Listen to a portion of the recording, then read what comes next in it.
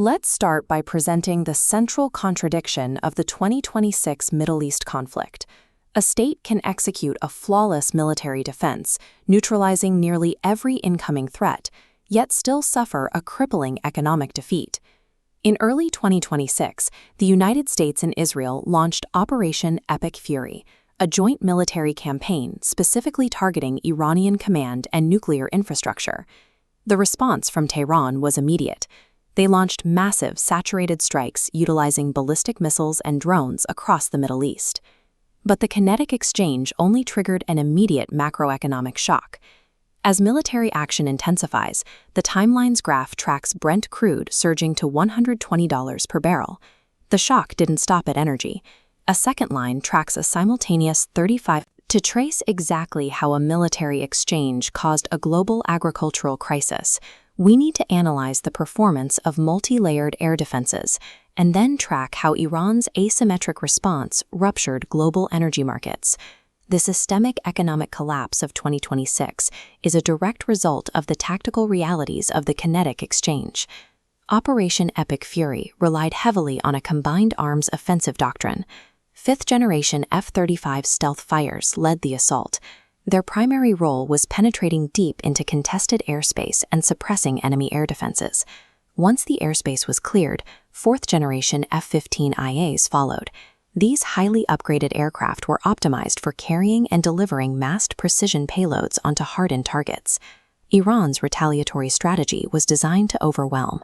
They launched saturated strikes, firing hundreds of ballistic missiles and drone swarms simultaneously to exhaust interceptor inventories. This 3D altitude map breaks down the architecture required to counter that specific volume of fire. The highest layer represents the exo-atmospheric tier. Systems like THAAD and Arrow-3 operate outside the Earth's atmosphere, intercepting long-range threats up to 3,000 kilometers away. The middle layer shows the Arrow-2 and David Sling systems. These engage medium-range rockets and cruise missiles at altitudes covering 150 to 1,000 kilometers.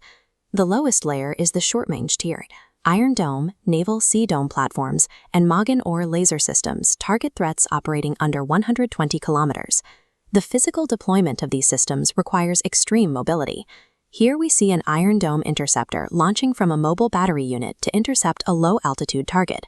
This synchronized command and control network determined the optimal interceptor for each threat in real time, resulting in an approximate 95% interception rate against the saturated barrages. However, the mathematics of saturated strikes dictate that even with a 95% success rate, a barrage of hundreds of projectiles ensures that physical warheads and kinetic energy will penetrate the defense. That 5% penetration rate resulted in direct casualties and infrastructure damage across targeted areas. Because Iran could not overcome the air defense architecture purely through military mass, they shifted to an asymmetric strategy designed to inflict severe strategic damage on the global economy. Iran pivoted away from the highly contested airspace of the Levant and focused on the maritime choke points of the Persian Gulf. Looking at this map of the Strait of Hormuz, the physical constraints are clear. The entire waterway narrows to just 21 miles wide. By deploying sea mines, unmanned surface vessels, and overlapping ballistic missile threat rings, Iran effectively enforced a total blockade of the strait. That blockade instantly removed 20 million barrels per day of crude oil from the global market. It also choked off 20% of the world's total liquefied natural gas supply. Markets reacted to the sudden supply deficit by driving the price of Brent crude to its peak of $120 a barrel. This established a sustained geopolitical risk premium, adding $25 to $30 to the cost of every barrel of crude oil. Standard mitigation tactics failed. The International Energy Agency authorized the release of 400 million barrels from strategic reserves, but it was not enough to lower the premium or replace the daily volume lost. By closing the Strait of Hormuz, Iran bypassed billions of dollars in advanced air defense systems and directly struck the global economy's reliance on a single maritime artery. The initial energy shock quickly triggered severe third-order implications across downstream industries. Qatar is a massive exporter of liquefied natural gas, but all of its shipping must pass through the Strait of Hormuz. The blockade completely halted their export capability. This led to the shutdown of the massive Ras Laffan LNG facility in Qatar, stranding its supply. This created the fertilizer LNG paradox. Natural gas is the primary feedstock for creating ammonia, which is essential for manufacturing urea. Without Qatar's LNG, global urea production was paralyzed. This map tracks the dense supply flow of LNG from Qatar to Asia. When the line is severed by the blockade, the overlaid bar chart illustrates the immediate deficit hitting Asian crop fields. As that bar chart hits the 35% mark, it reflects the actual spike in global fertilizer costs caused by the production halt.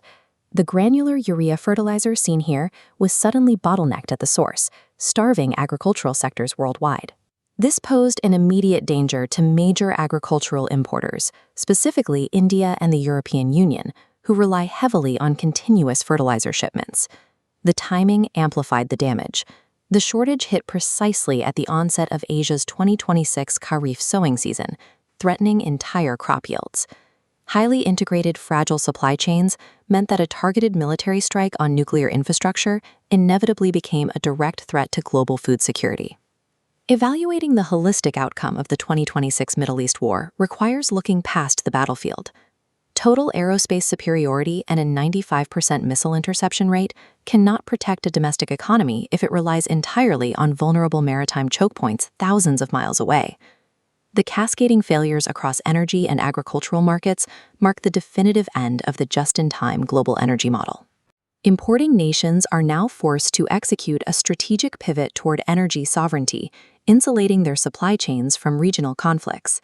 Achieving this requires nations to establish robust, strategic LPG reserves, creating physical buffers capable of absorbing sudden supply shocks. It also requires the creation of strategic fertilizer reserves to decouple domestic agriculture from volatile international gas prices. Returning to the global map, we trace the long-term logistical bypass. The green route marks the India, Middle East, Europe Economic Corridor, or IMEC. Zooming in, you see how it physically bypasses the red hazard zones of the Persian Gulf entirely.